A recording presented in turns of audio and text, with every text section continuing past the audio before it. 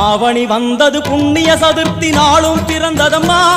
அதிகாலை முதலே மனையில் மங்கள மேளம் ஒலிக்குதம்மா